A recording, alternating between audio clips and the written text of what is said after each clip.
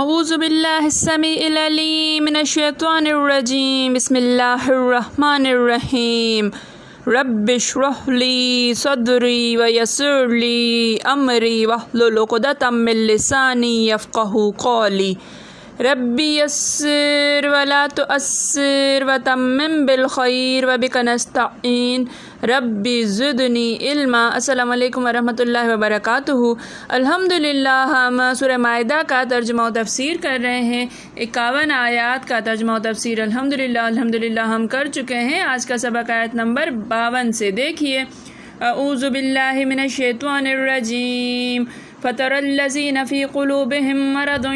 يُسَارِعُونَ فِيهِمْ يَقُولُونَ نَخْشَىٰ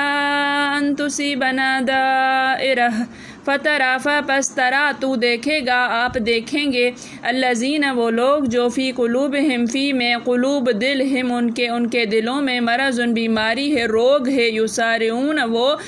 دوڑتے ہیں، سرعت سے ہے یہ یسارعون وہ جلدی کرتے ہیں، دوڑتے ہیں، فیہم فی میں ہم ان میں یعنی ان کی طرف، ویقولون اور یقولون وہ کہتے ہیں، نخشا ہم ڈرتے، ہمیں ڈر ہے، ہم ڈرتے ہیں، ہمیں ڈر ہے، ان تصیبنا ان کے تصیب پہنچے، آ جائے نہ ہم پر نہ آ جائے، ہمیں نہ پہنچے، دائرۃ گردش،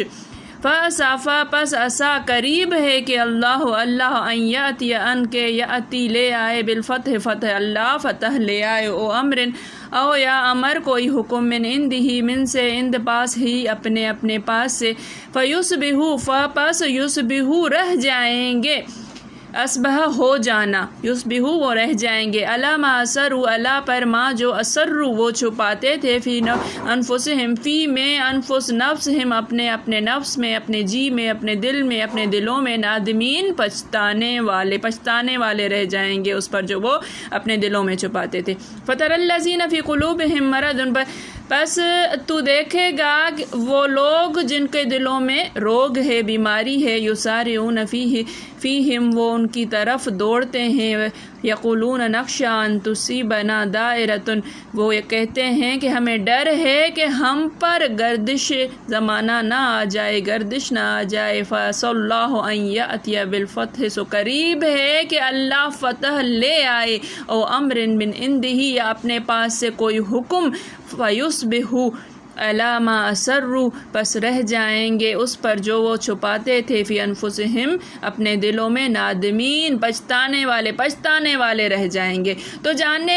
جن لوگوں کے دلوں میں نفاق کا مرض ہے تم ان کو دیکھو گے کہ ان میں دوڑ کے مل جاتے ہیں، کہتے ہیں کہ ہمیں خوف ہے کہ کہیں ہم پر زمانے کی گردش نہ آ جائے، سو قریب ہے کہ اللہ فتح بھیجے یا اپنے ہاں سے کوئی اور امر نازل فرمائے، پھر یہ اپنے دل کی باتوں پر جو چھپایا کرتے تھے پشیمان ہو کر رہ جائیں گے۔ وَيَقُولُ الَّذِينَ آمَنُوا اور یقول وہ کہتے ہیں، الَّذِينَ وہ لوگ جو آمنوا ایمان والے ہیں، وہ ایمان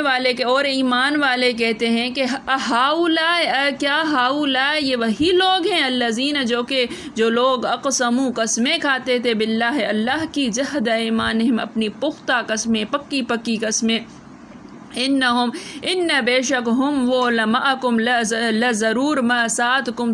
ہم تمہارے ہی ساتھ ہیں، حبطت اعمالہم اکارت گئے ان کے عمل، فاصبحوا خاسرین پس وہ رہ گئے نقصان اٹھانے والے۔ ویقول الذین آمنوا اور کہتے ہیں ایمان والے، ہؤلاء الذین اقسموا باللہ کیا یہ وہی لوگ ہیں جو اللہ پر قسمیں کھایا کرتے تھے، جہد ایمانہم اپنی پکی سخت قسمیں کھایا کرتے تھے، انہم لمعکم کہ بے شک ہم تمہارے ہی ساتھ ہیں، حبطت اعمالہم اکارت گئے ان کے اعمال، فاصبحوا خاسرین تو وہ خسارہ اٹھانے والے ہو گئے، پس رہ گئے وہ نقصان اٹھانے والے۔ اور اس وقت مسلمان تعجب سے کہیں گے کہ کیا یہ وہی ہیں جو اللہ کی سخت قسمیں کھایا کرتے تھے کہ ہم تمہارے ساتھ ہیں، ان کے عمل اکارت گئے اور وہ خسارے میں پڑ گئے۔ دیکھیے کہ پچھلی آیت میں ہم نے پڑھا کہ اللہ تعالیٰ حکم دیتا ہے ایمان والوں کو، یہود اور نصارہ کو دوست مت بناؤ۔ یہ یہود اور نصارہ جو ہیں آپس میں دوست ہیں، ان کی دوستی مت اپناؤ۔ ان آیات کا شان نزول ہے کہ جنگ احد کے بعد ایک شخص نے کہا کہ میں اس یہودی سے دوستی کرتا ہوں تاکہ موقع پر مجھے نفع پہنچے۔ پھر دوسرے نے کہا میں فلاں نصرانی کے پاس جاتا ہوں، اس سے دوستی کر کے اس کی مدد کروں گا۔ اس پر یہ آیتیں اتری ہیں۔ حضرت اکرمہ فرماتے ہیں لبابہ بن عبد المنذر کے بارے میں یہ آیتیں اتری ہیں جبکہ حضور صلی اللہ علیہ وسلم نے انہیں بنو قریظہ کی طرف بھیجا تو انہوں نے آپ سے پوچھا کہ حضور صلی اللہ علیہ وآلہ وسلم ہمارے ساتھ کیا سلوک کریں گے، حضور ہمارے ساتھ کیا سلوک کریں گے۔ انہوں نے پوچھا، ان سے سوال کیا تو آپ نے اپنے گلے کی طرف اشارہ کیا، یعنی تم سب کو قتل کرا دیں گے۔ ایک روایت میں ہے کہ یہ آیتیں عبداللہ بن ابی بن سلول کے بارے میں اتری ہیں۔ حضرت عبادہ بن صامت نے حضرت محمد صلی اللہ علیہ وسلم سے کہا کہ بہت سے یہودیوں سے میری دوستی ہے مگر میں ان سب کی دوستیاں توڑتا ہوں، مجھے اللہ اور رسول کی دوستی کافی ہے۔ اس پر اس منافق نے کہا میں دور اندیش ہوں، دور کی سوچنے کا عادی ہوں، مجھ سے یہ نہ ہو سکے گا، نہ جانے کس وقت کیا موقع پڑ جائے۔ حضور نے فرمایا اے عبداللہ تو